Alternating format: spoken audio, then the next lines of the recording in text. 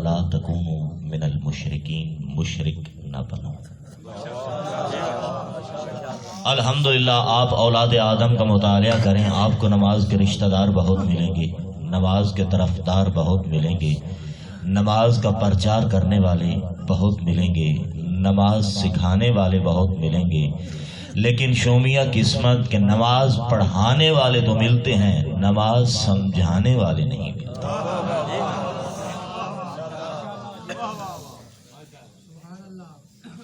आप देख लें कि कितने मकातब फिक्र हैं, कितने नजरियात हैं, कितने फिरके हैं, कितने गिरोह हैं, कितनी तंजीमें हैं। हर तंजीम, हर गिरोह, हर फिका, हर फिरका अपने अपने मर्जी के अशखास को सामने लेके बैठ के यही कह रहा है कि नमाज पढ़ो। तवज्जो है ना? सुन्नी यही कहता हुआ नजर आएगा कि नमाज पढ़ो, शिया यही कहता हुआ सुनाई देगा कि नमाज पढ़ो, अहले हदीस कहेगा नमाज पढ़ो, अहले हदीस कहेगा नमाज पढ़ो, अहले तफसीर कहेगा नमाज पढ़ो, शाफई कहेगा नमाज पढ़ो, हम्बली कहेगा नमाज पढ़ो, मालिकी कहेगा नमाज पढ़ो, हनफी कहेगा नमाज पढ़ो। मुझे आपकी खामोशी की कसम है, 6666 आयत कुरान मजीद के सीने में मौजूद हैं। किसी आयत में आपको नहीं मिलेगा कि अल्लाह ने किसी मकाम पर कहा हो नमाज पढ़ो। हर कोई कह रहा है नमाज पढ़ो, नमाज पढ़ो, नमाज पढ़ो, लेकिन अल्लाह नमाज पढ़ने का कहता ही नहीं, अल्लाह नमाज पढ़ने का हुक्म तो देता ही नहीं, अल्लाह नमाज पढ़ने का पैगाम तो सुनाता ही नहीं, अल्लाह नमाज पढ़ने के अहकाम तो जारी करता ही नहीं। अल्लाह ने सब मुबल्लिगीन से जुदा होकर, शियों से जुदा होकर, सुन्नियों से जुदा होकर, हनफियों, मालिकियों, शाफियों से हर एक से जुदा होकर हर कोई कह रहा था नमाज पढ़ो, नमाज पढ़ो, नमाज पढ़ो, लेकिन उस खालिक मोहम्मद अली ने ये नहीं कहा कि नमाज पढ़ो, बल्कि उस ज़ात हदीयत ने कुरान के सीने में सबसे अपने अंदाज को जुदा करते हुए फरमाया आक़िम सलात, नमाज पढ़ो नहीं, नमाज कायम करो। नमाज पढ़ो नहीं, नमाज पढ़ो नहीं, नमाज कायम करो।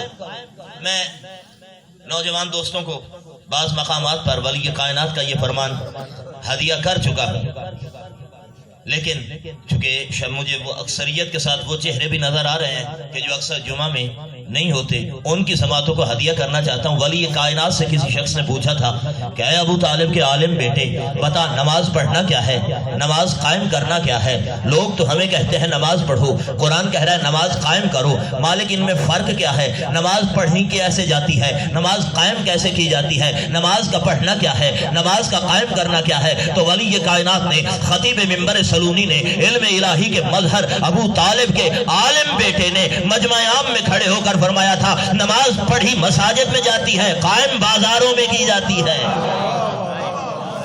और जो है ना, नमाज पढ़ी मसाजिद में जाती है, कायम बाजारों में की जाती है। अब हमारे किया हुआ सजदा मंजिल तस्लीम पर आया कि नहीं? ये जो हम सजदा करके मस्जिद से निकले, ये मकाम कबूलियत तक पहुंचा कि नहीं? तो इसका तरीका भी फरजंद रसूल ने बता दिया कि मस्जिद से निकलने के बाद, सर सजदे से उठाने के बाद जब तुम मुआशरे में गर्क हो जाओ तो देखो, अगर मस्जिद से पहले वाला किरदार बाकी है तो समझना तुम्हारे मुंह पे मार दी गई, और सर सजदे से उठाने के बाद तुम्हारे किरदार से हमारे किरदार की खुशबू आने लगे तो समझना कबूल हो गई। समझना कबूल हो गई, यानी कबूलियत की सनद। सर सजदे से उठाया, सजदे में उसकी उलूहियत का ऐलान किया, और जब सर सजदे से उठे तू गली में चले तो उसकी उलूहियत तेरे वजूद पे नाफिज होनी चाहिए। अगर तू किसी अताक पे बैठा है, किसी चौराहे में बैठा है, किसी घर में बैठा है, किसी दुकान पे बैठा है, तो वहां पर उसकी खुदाई तेरे वजूद पर होनी चाहिए। जब उसकी खुदाई तेरे वजूद पर होगी तो समझ के तेरा किया हुआ सजदा कबूल हो गया। तो जो है ना, मुसलसल अल्हम्दुलिल्लाह आशिकान हुसैन, करबला के राही, अज़ादार मातमी, गिरिया करने वाले, मातम करने वाले, जंजीर जन, मुसलसल यकम मुहर्रमुल अहराम से लेकर आज तक मंजिले इश्क सर कर रहे हैं। धीरे धीरे ये मुसलसल यकम मुहर्रमुल अहराम से लेकर आज तक हम सफर इश्क में हैं, इसलिए कि हम उस काफिला इश्क के राही हैं कि जो हिदायत का आलम लेकर 28 रजबुल मुरज्जम को मदीना से निकला था और 2 मुहर्रम को करबला के सहरा में इसलिए पहुंचा था ताकि जमाने को बता दे कि हक क्या है और बातिल क्या है। तो जो है ना, मुसलसल ہم اسی قافلہ کے راہی ہیں. یہ عشق کی منزلیں ہیں جو ہم سر کر رہے ہیں. آہستہ آہستہ مسلسل ہم اس نماز عشق میں شریک ہوتے رہے. لیکن یاد رکھو میں یہاں ایک پیغام دینا چاہتا ہوں. میں پہلے بھی ایک منزل پر بعض نوجوانوں کی سماعتوں کو ہدیہ کر چکا ہوں کہ یکم محرم الاحرام سے لے کر عصر عاشور تک یہ ابلاغ کربلا کی منزل تھی. بات تھوڑی مشکل ہے. یکم محرم الاحرام سے لے کر جب محرم الاحرام کا چاند وجہ آسمان پہ طلوع ہوا، حسینیت کی زندہ ہونے کا یہ حقیقت میں چاند نہیں تھا بلکہ حسینیت زندہ باد کا نعرہ تھا. توجہ ہے نا. یہ حقیقت میں وجہ آسمان پہ یکم محرم کا چاند طلوع نہیں ہو رہا تھا، یہ پرچم عباس اپنی بلندی کا اظہار کر رہا تھا. یکم محرم الاحرام سے لے کر عصر عاشور تک ہماری جو ذمہ داری تھی، جو ہمیں فرزند رسول نے بتایا تھا کہ یکم محرم الاحرام سے لے کر عصر عاشور تک تم نے کربلا بتانا ہے. یکم محرم سے لے کر عصر عاشور تک ہم ابلاغ کربلا کی منزل پر تھے. ہم کربلا بتا رہے تھے. ہم گلیوں میں نکلے تو کربلا بتانے کے لیے، ہم نے نوحہ پڑھا تو کربلا بتانے کے لیے، ہم نے مجلس کا اہتمام کیا تو کربلا بتانے کے لیے، ہم بہنوں کو ساتھ لے کر بازاروں میں آئے تو کربلا بتانے کے لیے، ہم دودھ پیتے بچوں کو اپنی گود میں لے کر نکلے تو کربلا بتانے کے لیے. اس لیے کہ یہ فرزند رسول نے کہا تھا تم نے کربلا بتانی ہے. یکم محرم سے لے کر عصر عاشور تک ہم نے جتنی سبیلیں لگائیں کربلا بتانے کے لیے، ہم نے جتنے لنگر پکائے کربلا بتانے کے لیے، ہم نے جتنے واعظین بلائے کربلا بتانے کے لیے، ہم نے جتنے ذاکرین کو مدعو کیا کربلا بتانے کے لیے، یہ سارا اہتمام تھا کربلا بتانے کے لیے. لیکن عصر عاشور سے لے کر آئندہ محرم الاحرام کا چاند نظر آنے تک اب ہماری ذمہ داری بدل چکی ہے. پہلے ہم کربلا بتا رہے تھے، عصر عاشور کے بعد آئندہ محرم الاحرام تک ہماری ذمہ داری کربلا بتانی نہیں، کربلا منوانی ہے. توجہ ہے نا. ہماری ذمہ داری کربلا منوانی ہے. ہم نے مسلسل نظر و نیاز کی صورت میں ہم نے تھوڑے تھوڑے پیسے جمع کر کے ایک اہتمام کیا نام حسین پر. وہ ہماری قربانی کی منزل تھی. ایک مزدور کے لیے بہت بڑی قربانی ہے کہ نیاز کا پیسے کا اہتمام کرنا، لنگر کا اہتمام کرنا، یہ قربانی تھی. اور قربانی وہی کامیاب ہوتی ہے جس کو بچایا جائے. جو ہے نا امر بالمعروف ونہی عن المنکر.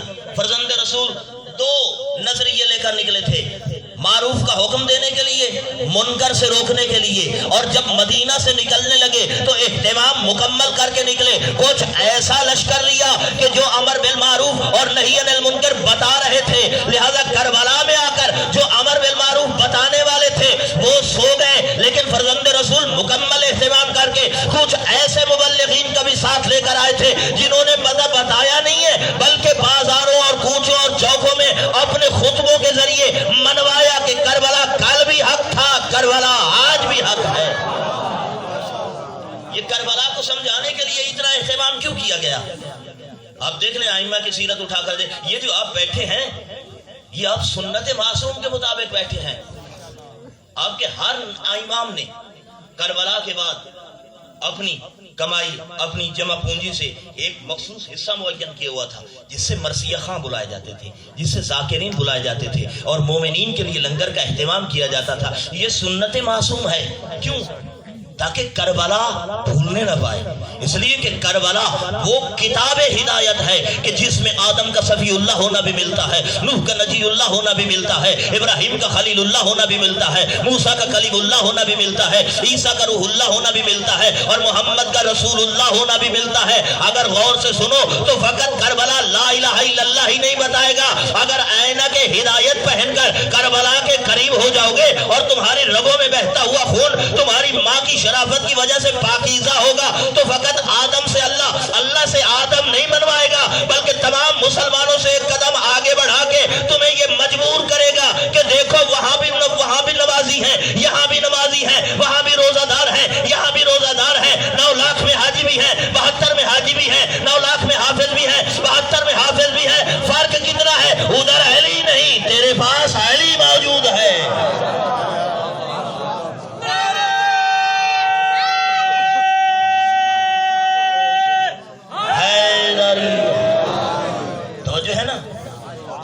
ذمہ داری کیا ہے؟ اب تیری ذمہ داری یہ بنتی ہے کہ تو اپنے کردار سے، اپنے گفتار سے، یہ جو مسلسل خرچ اخراجات کر کے آیا ہے، یہ جو تو نے مال امام لگایا ہے، اب اس کی حفاظت کر، اب اس کو محفوظ کر، اس لیے کہ جب تو اپنی اس قربانی کو محفوظ کرے گا تو یہ آئندہ سال دگنی ہو کے سامنے آئے گی۔ توجہ ہے نا؟ آج جتنے سر نظر آ رہے ہیں، اگر تو اپنی قربانی کو محفوظ کر گیا، اور اس قربانی کو محفوظ کرنے کے لیے ضروری نہیں کہ تو تلوار لے کر باہر نکلے، تو بندوق لے کر باہر نکلے، نہیں، بلکہ کردار کی چادر اوڑھ کر معاشرے میں اس قدر اتر کہ لوگ یہ کہنے پر مجبور ہو جائے جب کربلا کے راہی ایسے ہیں، اللہ جانے کربلا کے سپاہی کیسے ہوں گے۔ توجہ ہے نا؟ جب کربلا کے راہی ایسے ہیں، اللہ جانے کربلا کے سپاہی کیسے ہوں گے۔ اپنے آپ کو آمادہ کرو، اس لیے کہ زمانے کا حسین تیرے انتظار میں ہے۔ اور جانتے ہو، جب بھی کوئی حسین دین حق کی تبلیغ کے لیے نکلتا ہے، پھر جہاں خوشبو محسوس کرتا ہے اپنے نانا کی اتباع کی، پھر خط لکھ کے بلا لیتا ہے۔ اگر چاہتے ہو کہ ولی زمانہ کا خط تیرے نام بھی آئے تو تھوڑا جناب حبیب کے کردار کو پڑھ۔ توجہ ہے نا؟ جناب حبیب، میں نے کیا عرض کیا؟ اقیم الصلاۃ، نماز پڑھو نہیں، نماز قائم کرو۔ اور اللہ نے فقط اپنے حبیب کو نہیں کہا کہ نماز قائم کرو، بلکہ آدم آئے تو یہی حکم، یا آدم اقیم الصلاۃ، یا نوح اقیم الصلاۃ، یا ابراہیم اقیم الصلاۃ۔ توجہ ہے کہ نہیں؟ یہ قائم کرنے کے معنی کیا ہے؟ قائم کرنے کے معنی لفظ اقامہ سے نکلا ہے، قائم کرنا۔ قائم جو ہے لفظ اقامہ، اگر آپ ڈکشنری میں جائیں گے، لغت میں جائیں گے، تو اقامہ کے کم از کم 72 معنی ملیں گے آپ کو، جس میں اقامہ کا معنی ہے مسلسل کرنا، اقامہ کا معنی ہے دائم کرنا، اقامہ کا معنی ہے ہمیشگی کرنا، اقامہ کا معنی ہے بار بار کرنا، اور ان میں سے جو بہترین معنی ہے وہ یہ ہے کہ اقامہ کا معنی ہے زندہ کرنا۔ اقامہ کا کیا معنی ہے؟ زندہ کرنا۔ اللہ نے آدم کو بھیجا تو یہ کہہ کے بھیجا، یا آدم اقیم الصلاۃ۔ نوح آئے تو یہ پیغام لے کر آئے، یا نوح اقیم الصلاۃ، یا ابراہیم اقیم الصلاۃ، یا موسیٰ اقیم الصلاۃ، یا بشتولق اقیم الصلاۃ، یا موسیٰ اقیم الصلاۃ، یا عیسیٰ اقیم الصلاۃ۔ یعنی آدم سے لے کر عیسیٰ تک ہر نبی آئے، اللہ نے ہر ایک کو یہی پیغام دیا کہ اے آدم نماز کو زندہ کرنا، اے نوح نماز کو زندہ کرنا، اے ابراہیم نماز کو زندہ کرنا، اے موسیٰ نماز کو زندہ کرنا، اے عیسیٰ نماز کو زندہ کرنا۔ اب میں آپ کی سماعتوں کا امتحان لوں گا، میں آپ کے گھر کا فرد ضرور ہوں، لیکن میں ایک طالب علم ہونے کی حیثیت سے آپ کی پوری توجہات کا طلبگار رہوں گا۔ آدم سے عیسیٰ تک ہر نبی کو اللہ نے حکم دیا نماز کو زندہ کرنا، نماز کو زندہ کرنا، نماز کو زندہ کرنا۔ آؤ میرا ساتھ دیجئے، اب آدم والوں سے پوچھو کہ کیا آپ کے آدم نے نماز کو زندہ کیا کہ نہیں؟ نوح والوں سے پوچھو، اے نوح کے ماننے والوں کہ آپ کے رہبر نے نماز کو زندہ کیا کہ نہیں؟ ابراہیم والوں سے پوچھو کہ آپ کے رہبر نے نماز کو زندہ کیا کہ نہیں؟ مجھے عزت ممبر کی قسم ہے، کوئی بھی جس ہادی کا پیروکار ہے، کوئی پیروکار بھی منزل افتخار اور منزل شرف پر کھڑے ہو کر یہ نہیں کہہ سکتا کہ ہمارے والے ہادی نے نماز کو زندہ کر دیا، نماز کو زندہ کر دیا۔ یہ شرف اللہ نے فقط عزاداروں کو بخشا، یہ شرف اللہ نے فقط علمداروں کو بخشا کہ آج بھی جب کوئی حسینی سر سجدے سے اٹھا کر اپنے مرشد حسین کی بارگاہ میں سلام عقیدت پیش کرتا ہے تو ان الفاظ کے ساتھ کرتا ہے، اشہد انک قد اقمت الصلاۃ۔ اے ابو طالب کے پوتے، میں گواہی دیتا ہوں کہ تو نے نماز کو زندہ کر دیا۔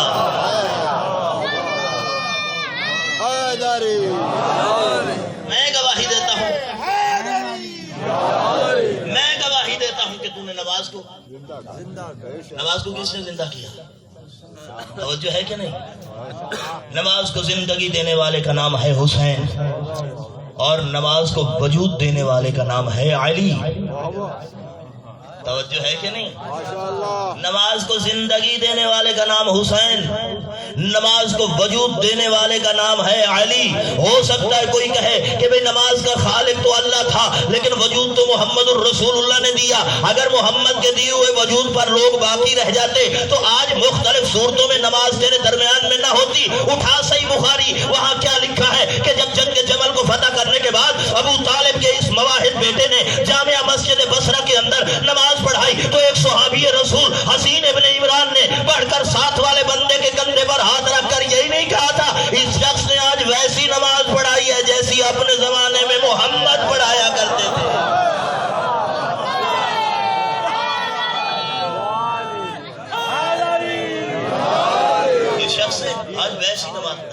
تو نماز کے ایک طرف ہے حسین، دوسرے طرف ہے تیرا علی.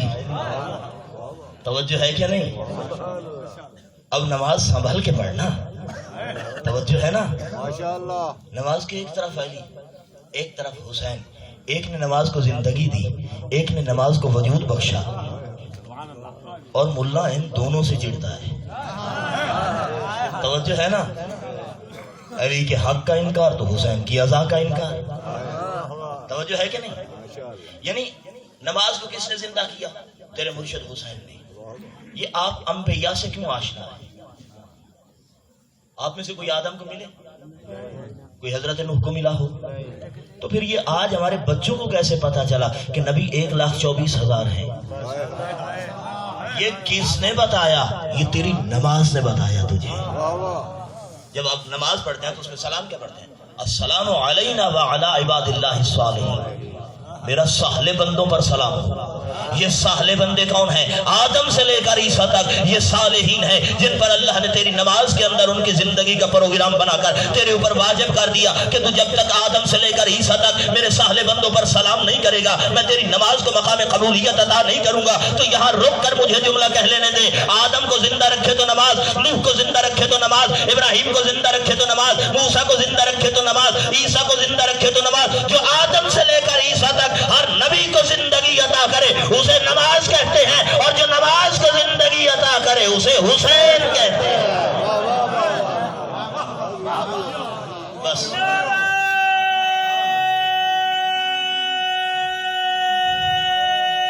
حیدری روک رہا ہوں یہاں بات کو، اس لیے کہ میرے بعد بہترین پڑھنے والے میرے بھائی موجود ہیں اور جنازوں کو زیادہ دیر انتظار نہیں کریں. جس نے بیان کرنے تھے اس جنازے پر وہ شام کے جنگل میں سو گئے. اب یکم محرم الحرام سے لے کر اب تک مسلسل آنسو بہا رہے ہیں. کیوں؟ اس لیے کہ یہ گھر اس قابل تھا نہیں. فقط ایک روایت آپ کی سماعتوں کو ہدیہ کرنا چاہتا ہوں. آیت اللہ دستغیب شیرازی، ان کی کتاب ہے زندگانی زینب، اس میں انہوں نے ایک روایت لکھی کہ رسول خدا کی وفات کے بعد 5 سال کا ظاہری سن اقدس ہے جناب عالیہ کا. ظہرین کی تعقیبات سے فراغت کے بعد اپنے بابا کی خدمت میں آ کے عرض کرتی ہے، میرا ولی بابا، آج مجھ زینب کا دل کرتا ہے میں نانا کی زائر بن گیا ہوں.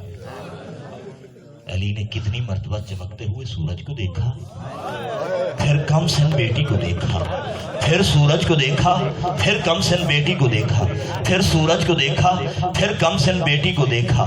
بار بار جب یہ نگاہوں کا تبادلہ ہو رہا تھا، ایک مرتبہ عالیہ نے، عالمہ غیر معلمہ بی بی نے اپنے ولی بابا سے، اپنے عالم بابا سے سوال کیا، بابا میں نانا کے روضہ کی زیارت کی اجازت کے لیے آئی ہوں. آپ کبھی سورج کو دیکھتے ہیں، کبھی مجھے دیکھتے ہیں، بابا اس میں حکمت کیا ہے؟ جتنا بہادر تھا علی، گھٹنوں کے بل اپنے صحن خانہ میں رکے اور بیٹی کو سینے سے لگا کے کہا، بیٹا زینب کیا بتاؤں، تو زینب ہے اور اس وقت دن ہے. بیٹا تو زینب ہے اور اس وقت دن ہے. بیٹا رات ہو لینے دے، جب رات کی چادر تن جائے گی پھر آنا، میں تجھے نانا کے روضے کی زیارت کے لیے لے کے چلوں گا. مغربین کی تعقیبات سے فراغت کے بعد زہرا کی زہرا مزاج بیٹی چھوٹے چھوٹے قدم اٹھا کر اپنے بابا کی خدمت میں آ کے عرض کرتی ہے، بابا اب میں چلی جاؤں؟ فرمایا نہیں بیٹا، ابھی انتظار کرو. اپنے صحن خانہ میں نگاہوں کو دوڑایا، آواز دے کر کہا، حسن بیٹا تو بھی میرے قریب آ، حسین تو بھی میرے قریب آ. حسن بھی قریب آ گئے، حسین بھی قریب آ گئے. حسن کو آگے کھڑا کیا، حسین کو پیچھے کھڑا کیا. جیسے مباہلے میں زہرا گئی تھی نا، جیسے مباہلے میں 2 حجتوں کے حصار میں زہرا گئی تھی توحید کی گواہ بن کر، آج زندگی میں پہلی مرتبہ ثانیہ زہرا اپنے نانا کے روضہ کی زیارت کو جا رہی تھی. آگے حسن امیر تھا، پیچھے حسین غریب تھا. 2 حجتوں کے درمیان یہ کم سم زہرا چلتی ہوئی. ابھی نانا کا روضہ چند قدم دور تھا کہ ایک مرتبہ حسن نے پلٹ کر کہا، بہنا اپنے قدموں کو روکیے. اب عالیہ نے تڑپ کر کہا، کیوں بھیا؟ بابا نے تو اجازت دے دی ہے۔ حسن رو کے کہتے ہیں بہنا دیکھ نہیں رہے، وہ دیکھو نا نانا کے روضے پہ چراغ جل رہا ہے، ہو سکتا ہے کوئی صحابی قرآن پڑھ رہا ہو، حسن کی غیرت گواہ